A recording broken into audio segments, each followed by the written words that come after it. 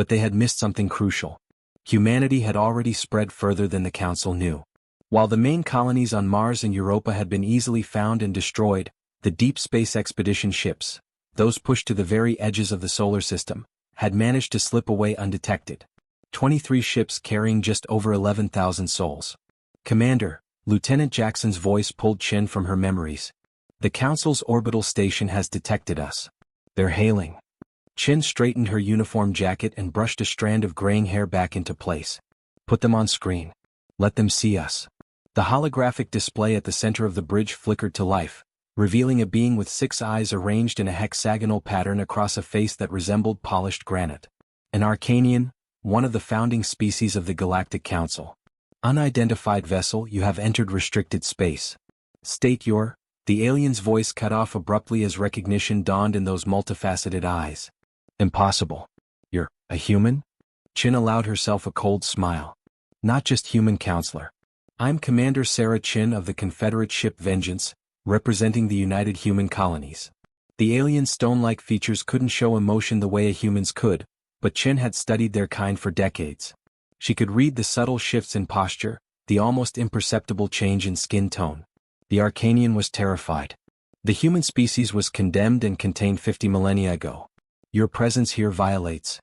We're well aware of what your council did, Chin cut in, her voice sharp as a blade. Tell me, counselor, does the name Earth still mean anything to your kind? Or has it been so long that even genocide becomes just another forgotten entry in your archives? Behind her, the bridge crew worked with quiet efficiency, their movements practiced and precise. 200 ships had followed the Vengeance through hyperspace, but they remained cloaked, invisible to the Council's scanners. A fleet built in secret over thousands of years, designed with a single purpose. You must understand, the Arcanian's voice had taken on a placating tone, the decision was not made lightly. Your species showed signs of... Save it, Chin snapped. We're not here for apologies or explanations. We're here because we made a promise to those who died. A promise that's been passed down through 500 generations. The Arcanian's posture shifted again, calculating now, probably assessing defensive options, communication paths to alert the Council homeworlds. Too late. Human quantum entanglement communicators had already disabled their long-range systems. Commander, Lieutenant Jackson spoke up, all tactical systems are green. Ground team is ready for deployment. Chin nodded, then turned back to the Arcanian. 50,000 years ago, your council made a critical error. You judged us too dangerous to live but too insignificant to hunt down completely. You should have made sure we were extinct. From his station, Communications Officer Rivera announced, the Council's security protocols have been breached. We have access to their databases. The Arcanian's composure finally broke. What do you want? Reparations? A formal apology from the Council? We can negotiate. We're long past negotiation, Chin replied, her voice eerily calm now. For 50 millennia we've lived in the shadows of distant stars. We've built our civilization on the foundation of a single, unbreakable oath. Remember Earth. Remember what was taken from us. She stepped closer to the holographic display, her dark eyes reflecting the light of 1,000 distant suns. We don't want your apologies or your reparations. We want justice. With a subtle gesture, Chin signaled to Rivera.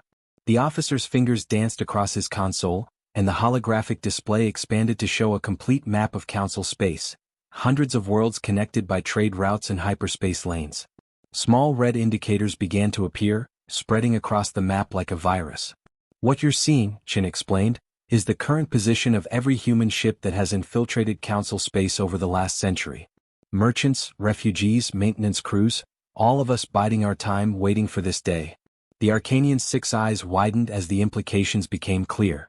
You can't possibly think you can defeat the entire Council. Even if you've rebuilt, even if you've advanced, you're still just one species against hundreds.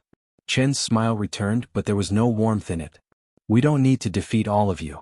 Just the ones who gave the order. She turned away from the display, addressing her crew now. Lieutenant Jackson, deploy the ground teams. Officer Rivera, transmit the activation codes to all sleeper cells. Drive west, begin decryption of the Council's historical archives. The bridge erupted into controlled activity as Chin returned her attention to the increasingly agitated Arcanian. The Council took everything from us, Counselor. Our home, our history, our right to exist openly among the stars. But they couldn't take what makes us human, our resilience, our memory, and yes, our capacity for righteous anger. Outside the viewport, space itself seemed to ripple as the cloaking fields dropped and the human fleet revealed itself. Hundreds of warships, each bearing the emblem of Earth on their hulls. You have 1 hour to evacuate any civilians from the station, Chin said, her voice cold and final. Then we're coming aboard. And this is just the beginning.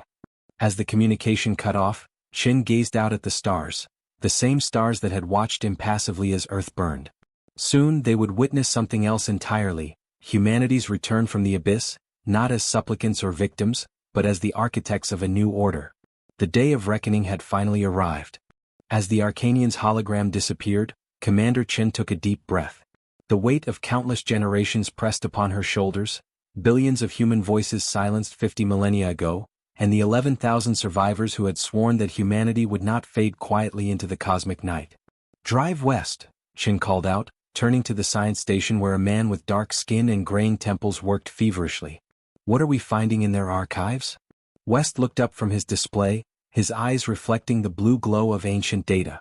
It's encrypted using quantum algorithms, but our systems are breaking through. They kept records of everything, Commander. Every decision, every vote. His voice dropped. Including the names of every council member who sanctioned Earth's destruction. Chin nodded grimly. Good. Make that information priority 1. The bridge fell silent as everyone absorbed the magnitude of what they were about to do. Humanity had spent 50,000 years hiding, building, planning. The universe had forgotten them, but they had never forgotten what they had lost. Lieutenant Jackson approached, his young face a stark contrast to Chen's weathered features. Ground teams are boarding their transports. Team Alpha will secure the command center. Team Bravo will capture the archives.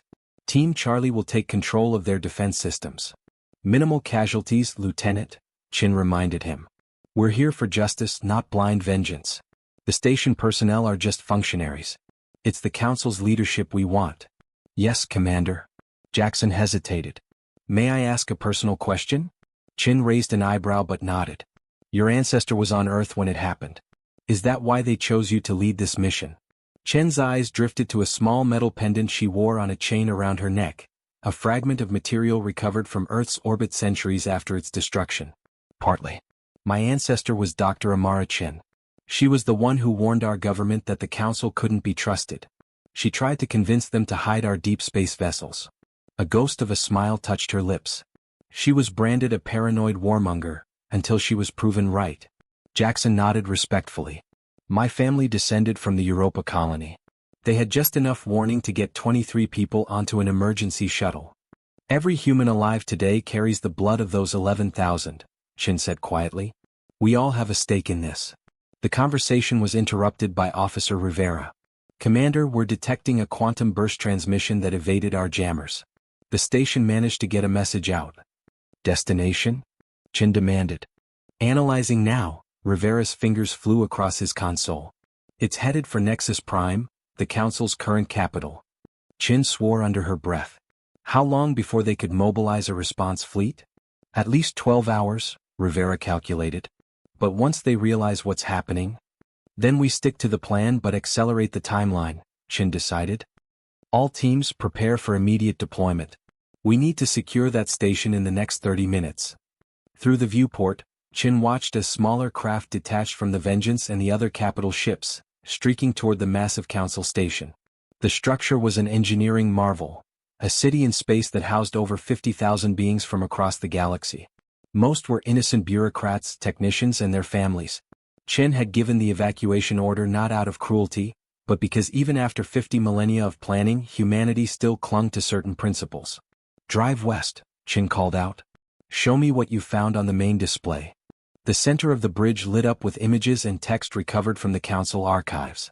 Ancient footage showed Earth as it had once been, blue and green and alive with clouds swirling across its surface. Then came the invasion fleet, thousands of ships darkening the sky. The orbital bombardment that followed was clinical in its brutality.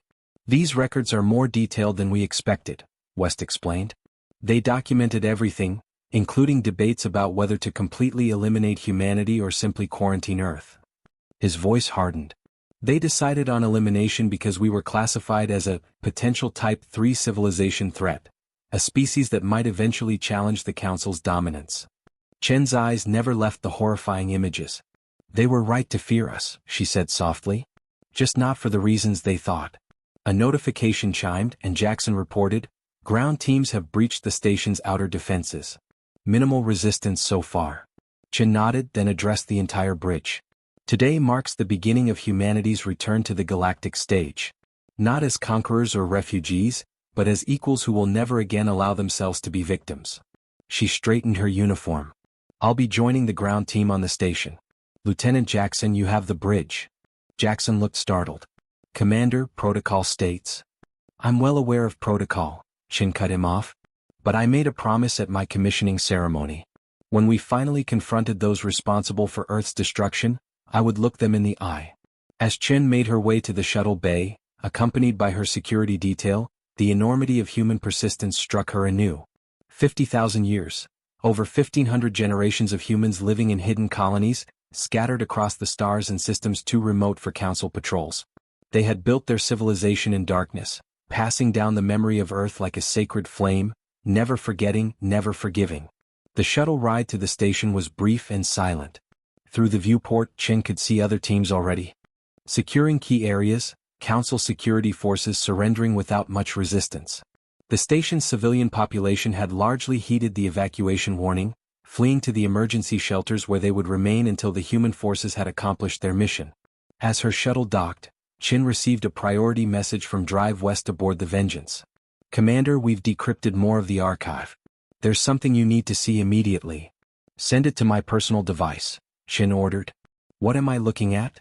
West's voice came through clearly despite the distance. "It's from their classified biological weapons division. Commander, according to these records, not all humans on Earth died in the bombardment."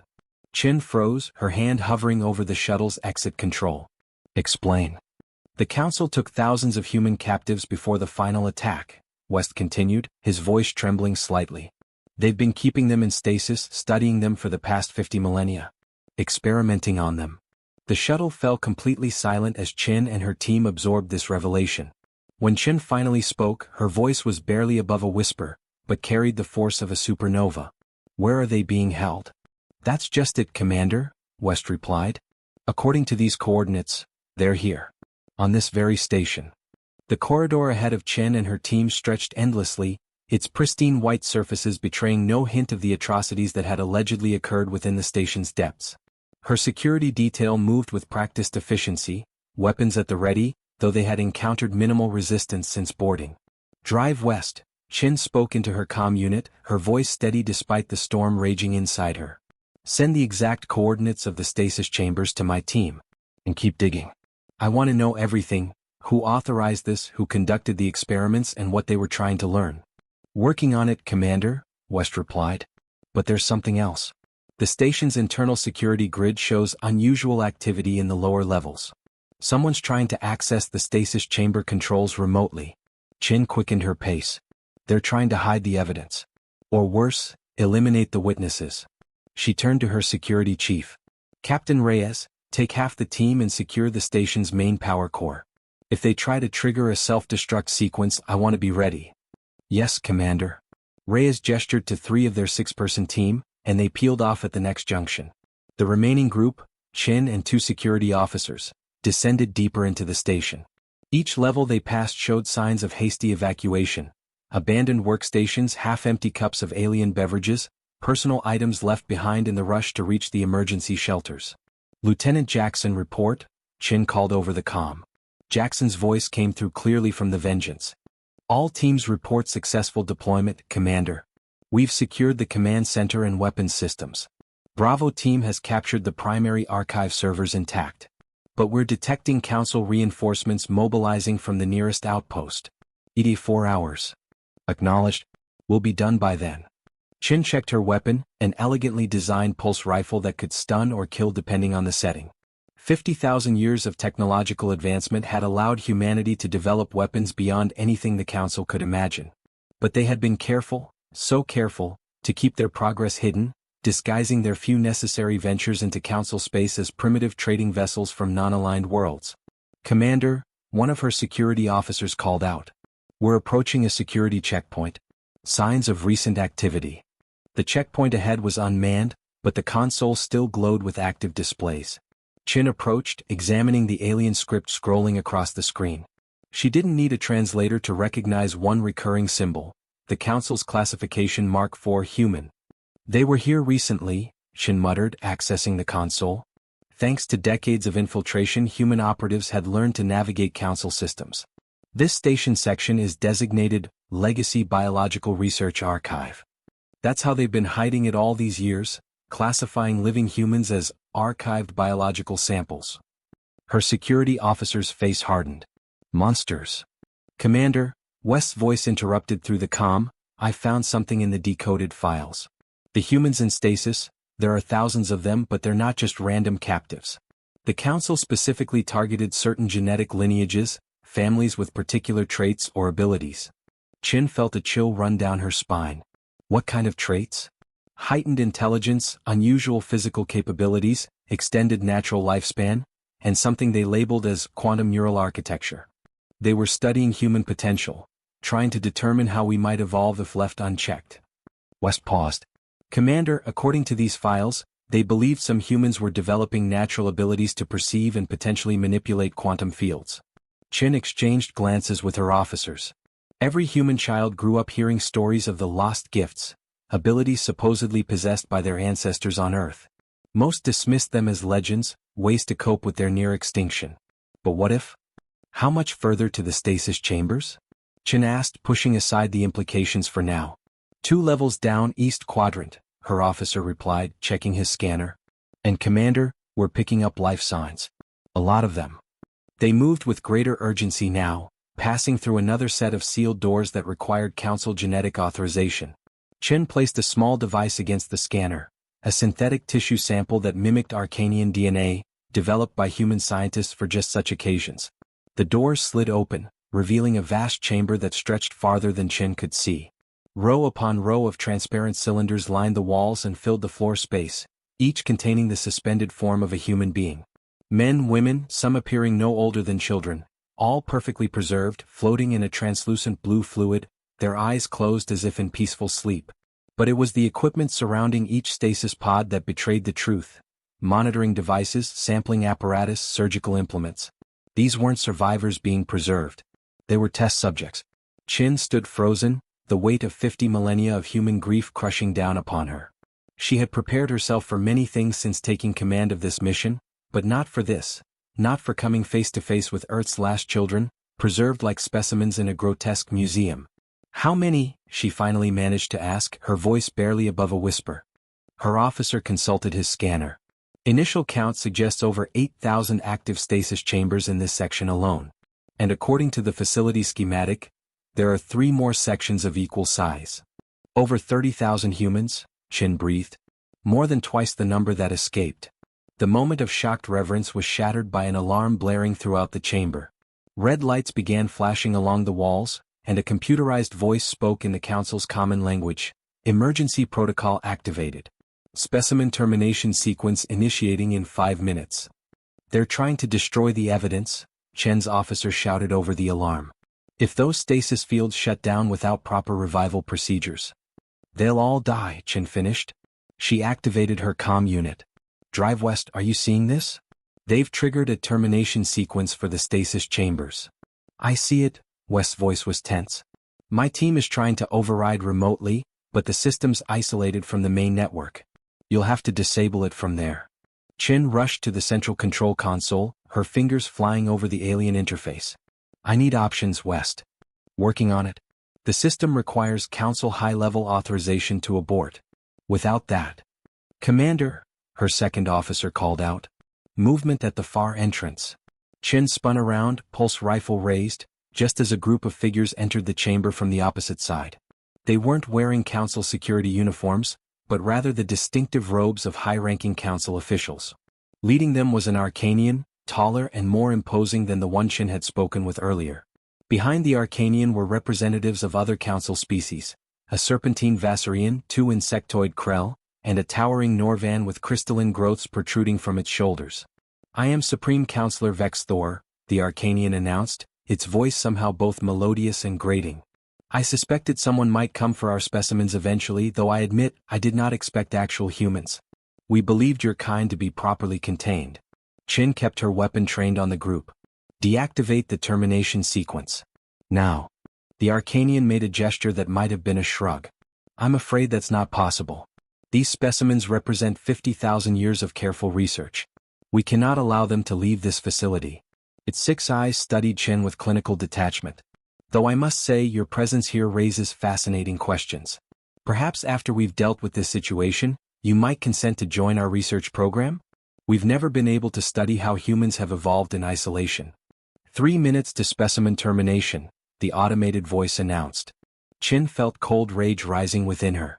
Not just for herself or her team, but for every human who had lived and died in exile over 50 millennia.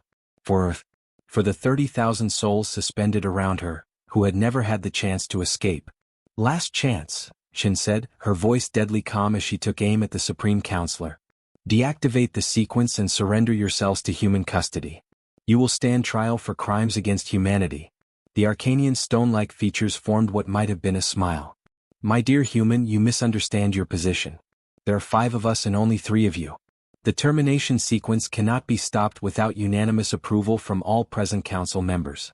And even if you were to eliminate us, the specimens would still be lost. It gestured at the thousands of stasis chambers. A regrettable waste of research material, but preferable to allowing them to fall into unauthorized hands. 2 minutes to specimen termination, the system announced. Chen's comm unit crackled. Commander, Jackson's urgent voice came through. Council reinforcements have changed course. They'll be here in less than an hour. And we're detecting quantum fluctuations throughout the station. Something's happening. Around them, the stasis fluid in the nearest chambers began to ripple, as if disturbed by an unseen force. The monitoring equipment attached to several pods started showing erratic readings. You see, the Supreme Counselor said, its tone almost conversational. This is precisely why your species was deemed too dangerous. Even in suspended animation they respond to crisis. Quantum neural architecture indeed. It turned to its colleagues. Observe carefully. This may be our last opportunity to document the phenomenon. Chin knew she was out of time and nearly out of options. 30,000 lives hung in the balance, the last true children of Earth, while 5 council members stood between her and the controls that could save them. 1 minute to specimen termination. 45 seconds to specimen termination. Chen's mind raced through scenarios, each more desperate than the last. Shooting the council members wouldn't stop the countdown. Trying to hack the system would take too long. 30,000 lives, more humans than had survived Earth's destruction, would be lost forever. Wait, said the serpentine Vassarian, its forked tongue flickering between needle-like teeth. Something is happening to the specimens. The rippling in the stasis chambers had intensified. Throughout the vast room, the blue fluid began to glow with faint pulses of light, emanating from the suspended humans themselves.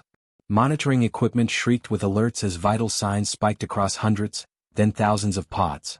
Fascinating, murmured the Supreme Counselor, 6 eyes widening. They're responding collectively, forming a quantum entanglement network. After 50,000 years of dormancy, the crisis has triggered a defensive response. Chin felt it then, a strange pressure at the base of her skull, like a voice trying to speak directly into her mind. Her security officers tensed, clearly experiencing the same sensation. 30 seconds to specimen termination. What's happening to them? Chin demanded, keeping her weapon trained on the council members. The Arcanian stone face showed genuine surprise. They're waking up. Not physically but mentally.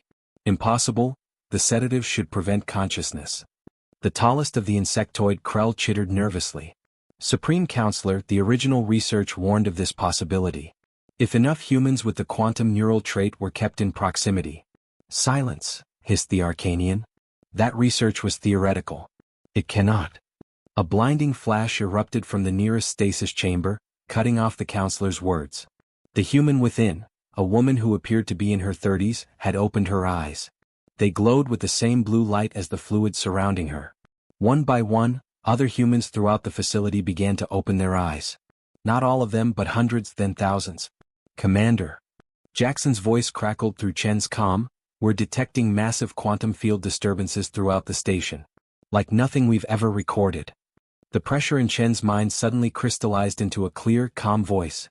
Asterisk, we have been waiting. For so long we have been waiting. Asterisk.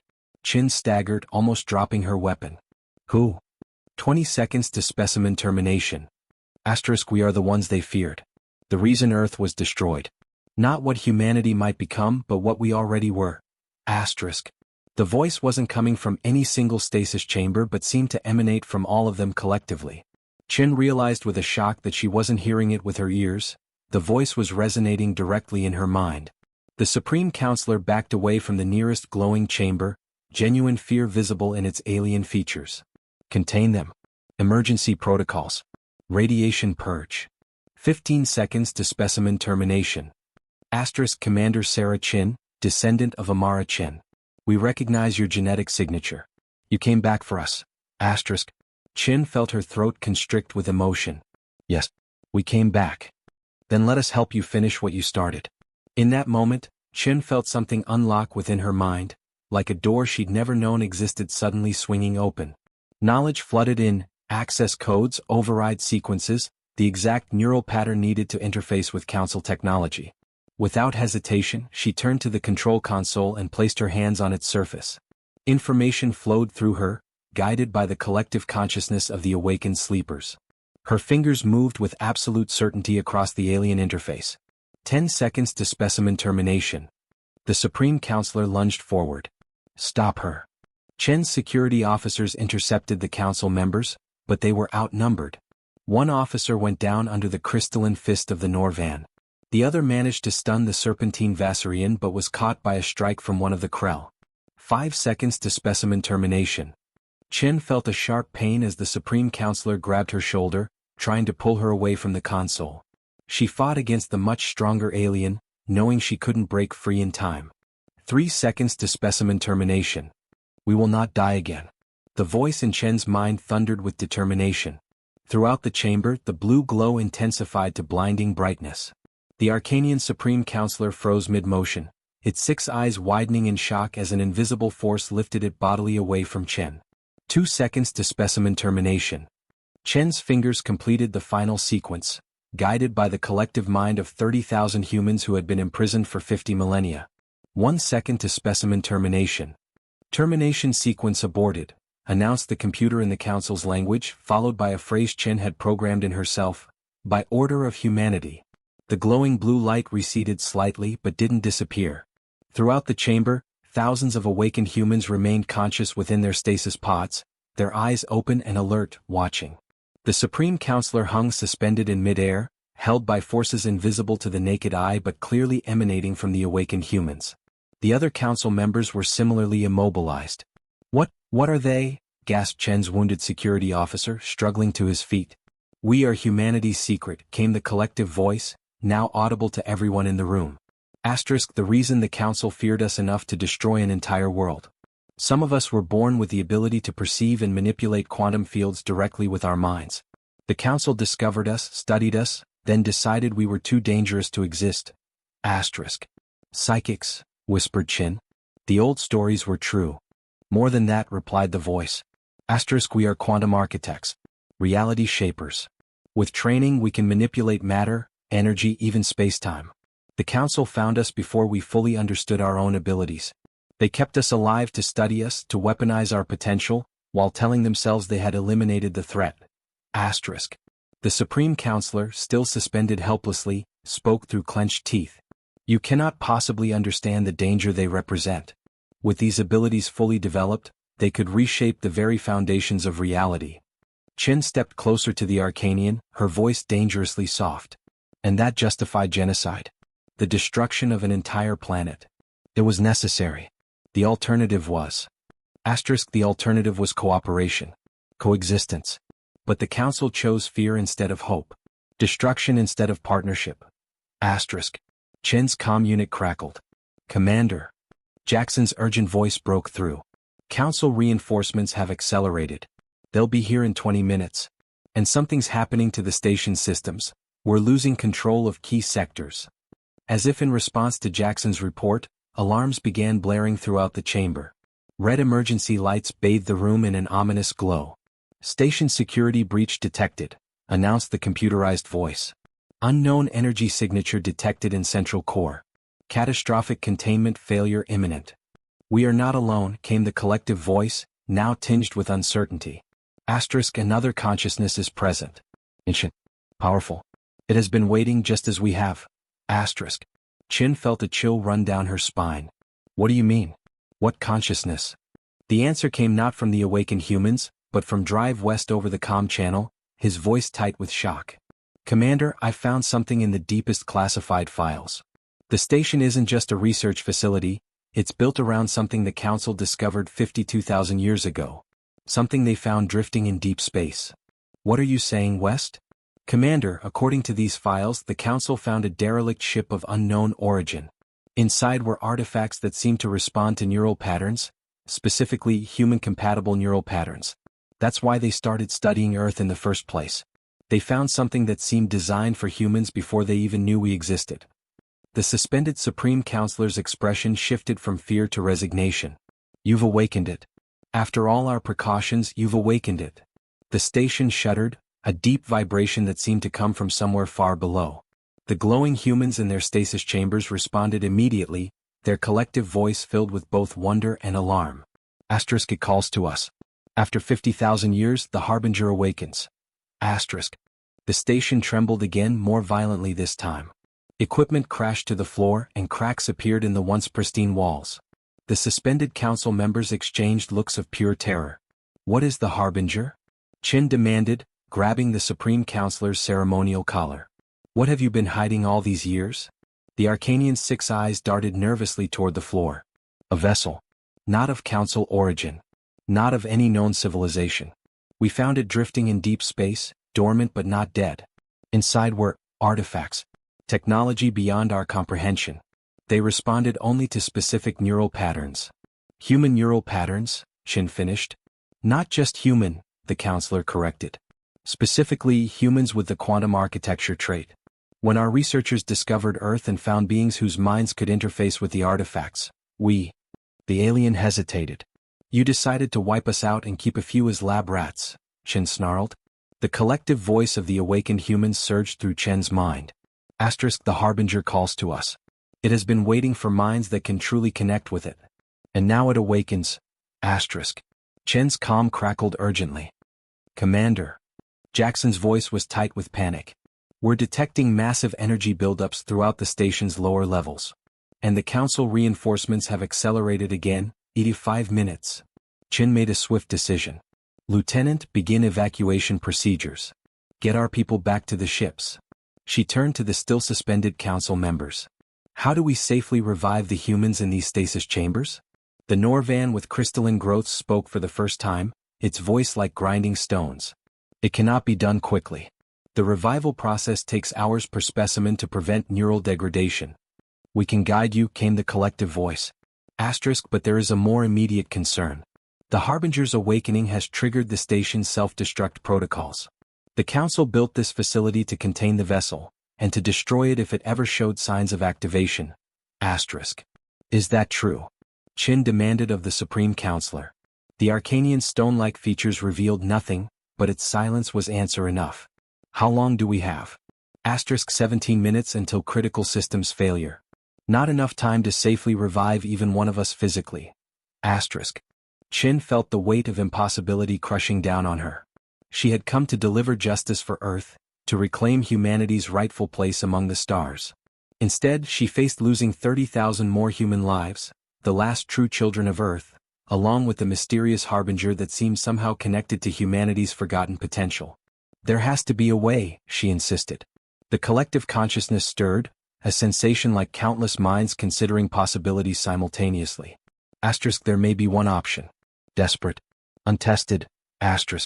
Tell me. We cannot save our bodies in time. But we might save our minds. Chin understood immediately. Quantum transfer. Into what? Into your fleet. Your ships have quantum processors based on technology you developed in isolation. They are crude compared to our abilities, but they could house our consciousness temporarily. And the Harbinger? It calls to us. We believe we can interface with it directly, perhaps even control it. But we need a physical conduit, someone to connect us to your fleet and then guide us to the Harbinger. Chin didn't hesitate. Me. Use me. Her security officer grabbed her arm. Commander, you can't. We don't know what that kind of neural load would do to you. Chin gently removed his hand. These are our people. The last children of Earth. I won't abandon them. She addressed the collective consciousness. What do I need to do? Come closer. Chin approached the nearest stasis chamber, where a woman floated with eyes glowing blue. As she placed her hand against the transparent surface, the collective voice filled her mind completely. We will attempt to use you as a conduit, routing our consciousness through your neural pathways and into your fleet's quantum network. The strain will be significant. Do it, Chin said simply. The station shook again as the glowing blue light from the stasis chambers intensified, concentrating into beams that struck Chin from all directions. She gasped as her mind expanded beyond its natural limits, flooded with thousands of distinct yet unified consciousnesses. Pain lanced through her skull, but she remained standing, becoming the bridge between Earth's lost children and the fleet that had come to avenge them. Through Chen's neural link to the vengeance, the collective consciousness leapt into the quantum processors of the human fleet. It's working, Chen managed through gritted teeth, blood trickling from her nose. They're transferring. The Supreme Counselor, still suspended in midair, watched with a mixture of fascination and dread. You have no idea what forces you're unleashing. The Harbinger was sealed away for a reason. Chen ignored him, focusing entirely on maintaining the neural bridge as thousands of minds passed through her own. She felt herself stretching, changing, becoming something more than human yet quintessentially humanity's child. Commander. Jackson's voice came through the comm. Our systems are experiencing unprecedented activity. The quantum processors are operating at 300% capacity. Let them in, Chen gasped. They're coming home. As the last of the consciousness stream passed through her, Chen collapsed to her knees.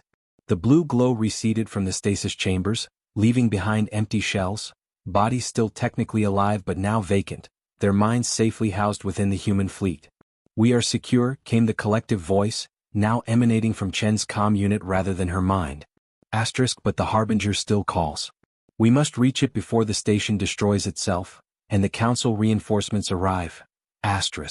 Chen struggled to her feet, her entire body aching from the neural transfer. How do we reach it? Below.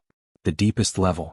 We can see it through the station sensors now that we're integrated with your fleet systems. The ground lurched violently. Warning, critical containment failure in 12 minutes, announced the station's computer. Chen turned to her security officers. Get back to the shuttle. Tell Lieutenant Jackson to maintain position but be ready for immediate evacuation. Commander, you can't possibly. That's an order. I'm going to the Harbinger. As her team reluctantly departed, Chen faced the suspended council members. With a thought, amplified by her recent neural expansion, she released them from their immobilization. You have 12 minutes to reach an escape pod, she told them coldly. Consider that more mercy than you showed Earth. The Supreme Counselor regarded her with its 6 unblinking eyes. You truly don't understand what you're doing. The Harbinger isn't just a vessel, it's a key. A key to powers no species should wield.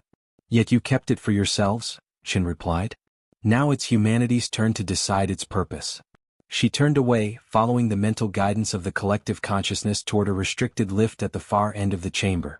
Behind her, the council members fled toward the emergency evacuation routes. The lift plunged downward, carrying Chen deeper into the station than any official schematic had ever shown. The walls around her changed from the pristine white of council architecture to something older, darker, metal of an unknown alloy etched with patterns that seemed to shift when not observed directly. Council reinforcements have entered the system, reported Jackson through the comm, 2 minutes to weapons range. Hold position as long as possible, Chen ordered. Be ready to jump to emergency coordinates on my mark. The lift stopped with a jolt, doors opening onto a vast spherical chamber at the station's heart. Suspended in a complex framework of council technology was an object that defied easy description. A vessel roughly the size of a small shuttle, but shaped like no craft Chen had ever seen. Its surface rippled like liquid metal, black with flecks of starlight, as if a piece of space itself had been captured and given form. The Harbinger, came the collective voice through her comm. Older than the council. Perhaps older than any known civilization. And it was meant for us. As Chen approached, the vessel's surface rippled more actively, responding to her presence. The council restraints, hundreds of energy dampeners and containment fields, flickered and strained. Warning, critical containment failure in 6 minutes, announced the station's computer. We need to free it from the Council's restraints, said the collective voice. But carefully. Its power source appears to be based on principles we don't fully understand yet. Chin moved to the central control console, her mind still enhanced from the neural transfer. Council technology that would have been incomprehensible hours ago now seemed intuitive. She began systematically disabling the containment protocols, starting with the non-essential systems. Commander. Jackson's voice was urgent. Council warships are firing on our fleet. We can hold them off but not for long. Just give me 3 more minutes, Chin replied, working faster. As the last restraint disengaged, the Harbinger pulsed with renewed energy. Its surface flowed like quicksilver, an opening appearing along one side. It's inviting you in, said the collective voice. You must go now. We can guide you but only you can physically interact with it. Chin stepped through the opening, finding herself in a chamber that seemed impossibly larger inside than the vessel's external dimensions would allow. At its center was what could only be described as a pilot's seat, though it resembled no cockpit she had ever seen. Warning, critical containment failure in 3 minutes. Sit, instructed the collective voice. Let us connect through you. We believe this vessel was designed for a pilot with quantum neural architecture to serve as its interface. Chin lowered herself into the seat. Immediately, the liquid metal surface flowed around her, not restraining but connecting, becoming one with her neural pathways in a way that felt ancient yet familiar, as if her DNA had always carried the knowledge of how to operate this craft. Through Chin's mind, the 30,000 consciousnesses stored in the human fleet reached out to the Harbinger. Information flooded into her awareness, star charts of unimaginable antiquity, technologies beyond even what humans had developed in 50 millennia of hidden evolution, and finally, the true nature of the vessel itself. My God, Chin whispered as understanding dawned. It's not just a ship. It's a seed ship. Yes, confirmed the collective voice. Designed to find worlds suitable for seeding with the genetic template of its creators. To establish life compatible with quantum neural architecture. The Council didn't find us by accident. They found the Harbinger first and it led them to Earth. You mean? We were never an evolutionary accident. We were designed, planted, on Earth millions of years ago by whoever created the Harbinger. The quantum neural architecture wasn't a random mutation. It was our inheritance finally expressing itself.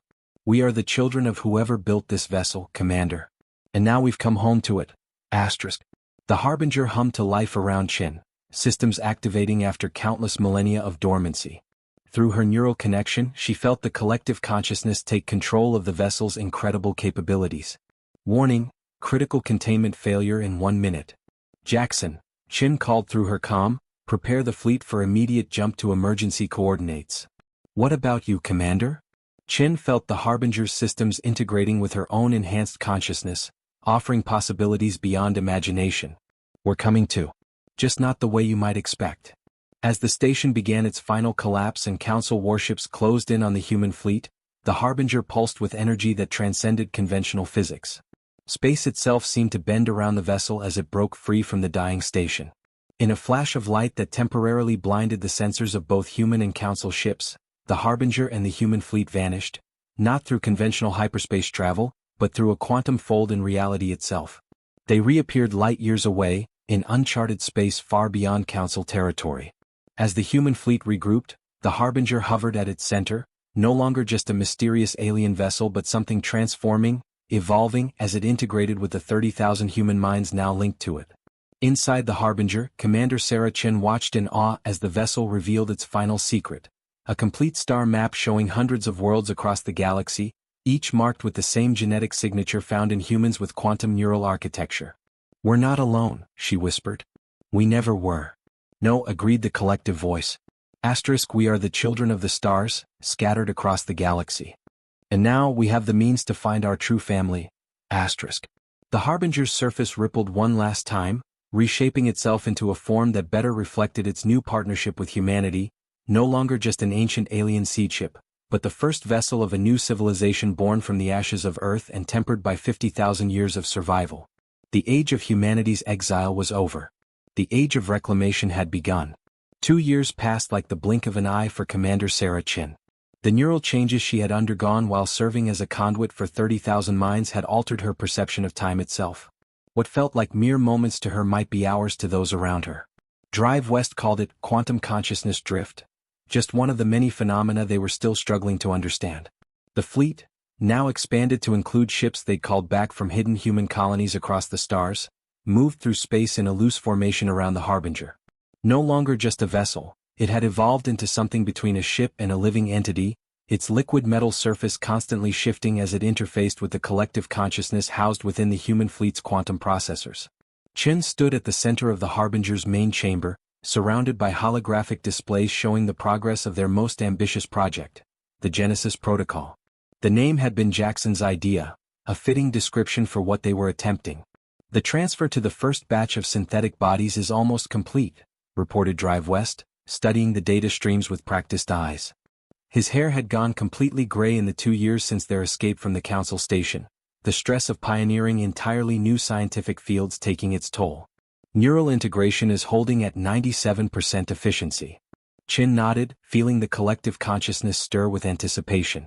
They had all come so far since their desperate flight from the Council. And the bodies themselves? Are they stable?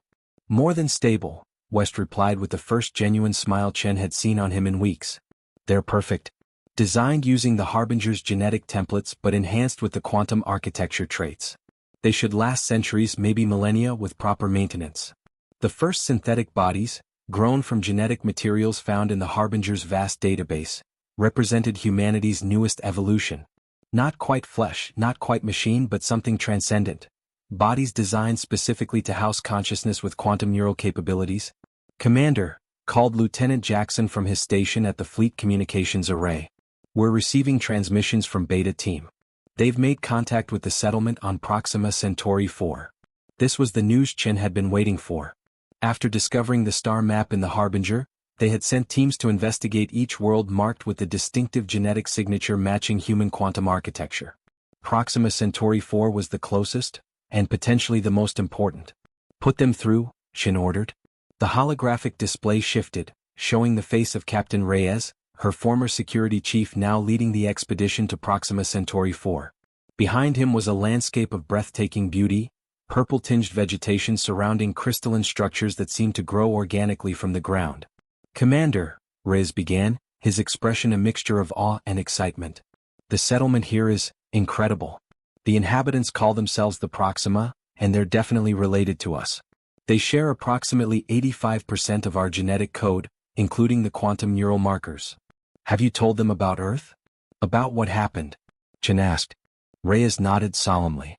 They knew already, or at least they knew something catastrophic had happened to one of their sibling worlds. Their quantum abilities are far more developed than ours. They've been sensing disturbances in what they call the neural fabric for 50,000 years. Chen felt a lump form in her throat. And their response? They're mobilizing, Commander. Not just the Proxima, but they've been in contact with 3 other seeded worlds in nearby systems. They're calling for a gathering, a union of all the children of the Harbinger's creators. The collective consciousness surged through the ship's systems, a wave of emotion too complex for words. 30,000 minds, the last true children of Earth, expressing hope and vindication simultaneously. We are not alone, came the voice that Chen had grown accustomed to hearing both in her mind and through the ship's communication systems. We never were. There's more, Reyes continued. The Proxima have records, actual historical documents from the civilization that created the Harbinger. They call them the progenitors. And Commander, they've been waiting for us. For all of us. The scattering of their children across the stars wasn't random. It was a safeguard against extinction. Chen understood immediately. They seeded multiple worlds knowing that not all would survive. Exactly. The Proxima say there should be hundreds of different offshoots of the progenitor genome across the galaxy. Earth was just one. And now that we've activated the Harbinger, we've sent out a beacon, Chen finished, calling all the children home. The implications were staggering. Not just a handful of human survivors seeking revenge for a destroyed homeworld, but potentially hundreds of related species, all carrying variations of the same quantum neural architecture, spread across the galaxy. Not an ending but a beginning. 3 months later, Chen stood on the observation deck of the Vengeance, watching as the first 1,000 of the awakened Earth humans transferred to their new synthetic bodies. The process was beautiful to witness, streams of blue energy flowing from the ship's quantum processors into the waiting forms. One by one they opened their eyes, experiencing physical sensation for the first time in 50,000 years. Among them was the woman from the first stasis chamber that had awakened, the one who had initiated contact with Chen during the station's self-destruct sequence. She approached Chen now, her movements fluid despite being in a body for the first time in millennia. "Commander Chen," she said, her voice resonant and clear. "I am Dr. Amara Chen. I believe you are my descendant." Chen felt the world tilt beneath her. "Amara Chen? The one who warned about the council?" Amara nodded, her eyes, so similar to Sarah's own, filled with emotion. "They captured me during the first wave of the attack. I knew they were coming back to finish what they started, but no one would listen." She reached out, touching Sarah's face with wonder. "My bloodline survived." "You survived." Sarah embraced her ancestor, 50,000 years of history collapsing into a single moment of connection. "We all survived. And now we're finding our way back." The reunion was interrupted by an alert from the bridge. "Commander," Jackson's voice came through the comm, "we're detecting multiple quantum signatures entering the system. It's the delegation from the Proxima and the other seeded worlds." Sarah turned to Amara. "Would you like to join me? This concerns you as much as anyone." Together, they made their way to the bridge, where the vast view screen showed the approaching vessels, unlike anything humans had designed, yet somehow familiar in their organic elegance. The ships of their cosmic cousins, coming to welcome them into a family they never knew they had. The first transmission came through, displaying a being that was recognizably humanoid yet distinctly alien, with iridescent skin and eyes that held the same inner glow as the awakened humans from Earth. "Children of Earth," the being spoke in a melodious voice, "I am Sentinel Thera of the Proxima Conclave. We have felt your suffering across the quantum neural fabric for 50,000 years. Your pain has been our pain. Your loss our loss. Today we welcome you back to the family of the progenitors." Behind Thera appeared representatives from other seeded worlds, each unique in appearance but carrying the unmistakable markers of their shared heritage. They were the answer to a question humanity had asked itself since first looking up at the stars. Are we alone? "The Galactic Council has dominated this region of space for too long," Thera continued. "They found one of our Harbinger vessels and sought to control powers they could never truly understand.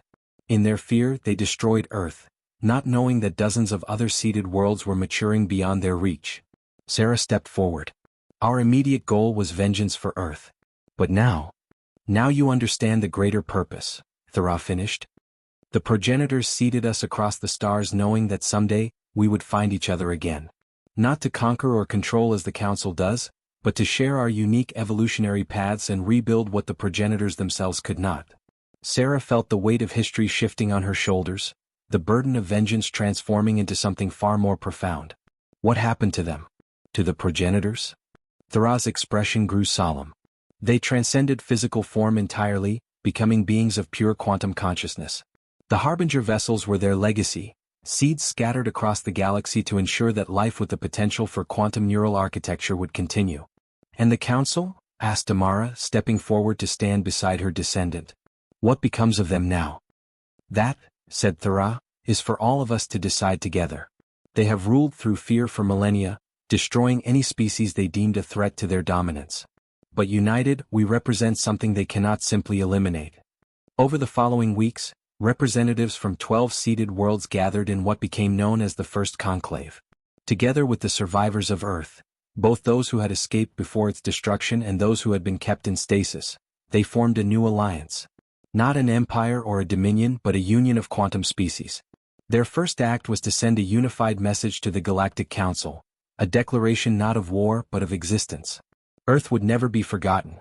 It would stand as a memorial and a reminder of what fear and prejudice could destroy. But the future would be built on something greater than revenge. As the conclave concluded, Sarah Chin stood aboard the Harbinger, watching the ships of their newfound family prepare to depart, each returning to their homeworlds with news of the reunion and plans for the future. Beside her stood Amara, along with Drive West and Lieutenant Jackson. "What now, Commander?" asked Jackson. "For 50,000 years, every human has lived with one purpose: to remember Earth and seek justice. With the Union formed and the Council put on notice, what becomes of us?" Sarah gazed out at the stars, the same stars that had witnessed Earth's destruction and humanity's near extinction. The same stars that had hidden their cousins, waiting for this moment of reunion. "We rebuild," she said simply. "Not just human civilization but something greater." The progenitors didn't seed us across the galaxy just to recreate what they were. They gave each world the chance to evolve in its own way, developing unique expressions of the same fundamental template. She turned to face her companions. "Earth is gone, but humanity isn't just a planet. It's an idea, a potential that survived against impossible odds. We found our way back from the brink of extinction. We discovered family we never knew we had. And together we'll build something the galaxy has never seen before." Through her enhanced consciousness, Sarah felt the Harbinger respond to her words, its systems humming with renewed purpose. The vessel that had led the Council to Earth had also, ultimately, led humanity to salvation, to a future beyond revenge, beyond survival, to genuine renewal.